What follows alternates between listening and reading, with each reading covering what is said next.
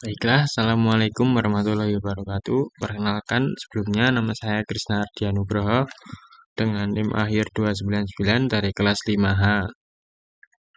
Di sini saya akan menyampaikan review mata kuliah Sosiologi Hukum sebagai tugas akhir dalam perkuliahan.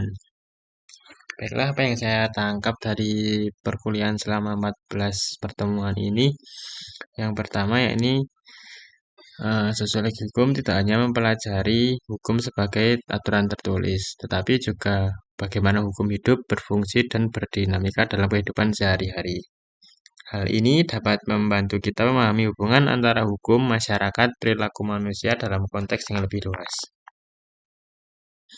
Untuk yang pertama, yakni pengertian dari sosiologi hukum, yaitu cabang sosial yang mempelajari interaksi antara hukum dan masyarakat.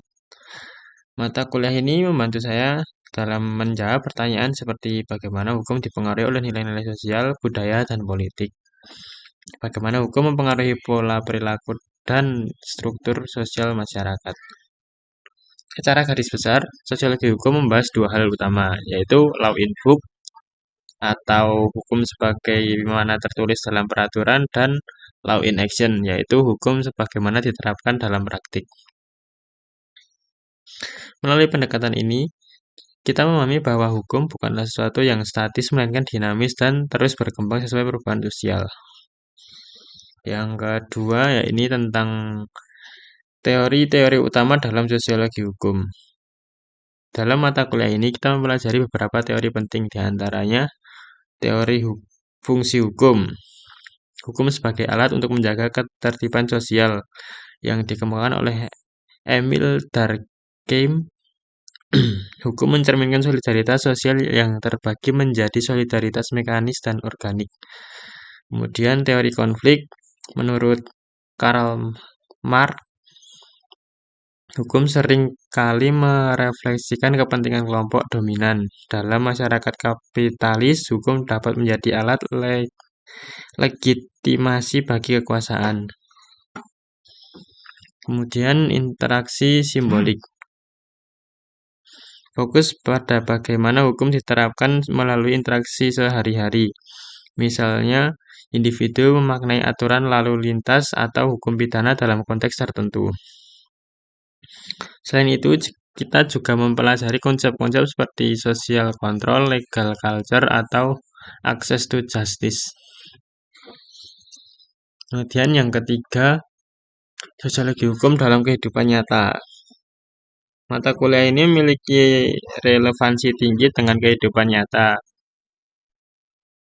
Beberapa contoh penerapan yang dibahas, yakni mengenai analisis terhadap pelanggaran hukum, mengapa ada kelompok masyarakat tertentu yang lebih rentan terhadap kriminalitas atau pelanggaran hukum, kajian hukum tertulis atau hukum adat, bagaimana konflik antara hukum tradisional dan hukum modern dapat dikelola. Kemudian kritik terhadap sistem peradilan. Apakah sistem hukum sudah memberikan akses yang adil bagi seluruh lapisan masyarakat? Dalam diskusi-diskusi ini, kita diajak untuk berpikir kritis tentang kesenjangan antara hukum ideal dan realitas sosial di lapangan.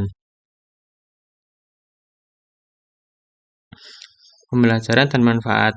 Sebagai mahasiswa, mata kuliah ini membantu kita untuk melihat dari perspektif yang lebih luas dan komprehensif, memahami tantangan dalam menerapkan hukum di masyarakat yang multikultural dan kompleks, kemudian mengembangkan kemampuan analitis untuk mengidentifikasi permasalahan hukum dan solusinya berdasarkan pendekatan sosiologis.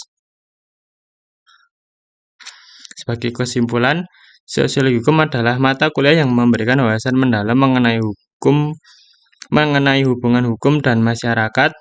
Dengan memahami materi ini, kita tidak hanya menjadi individu yang taat hukum, tapi juga berkontribusi dalam menciptakan hukum yang lebih adil dan inklusif. Demikian materi yang dapat saya sampaikan, apa yang saya pahami dari mata kuliah sosiologi hukum adalah sebagai yang saya bicarakan tadi. Mohon maaf apabila ada salah kata dan ucapan. Kurang lebihnya saya mohon maaf. Wassalamualaikum warahmatullahi wabarakatuh.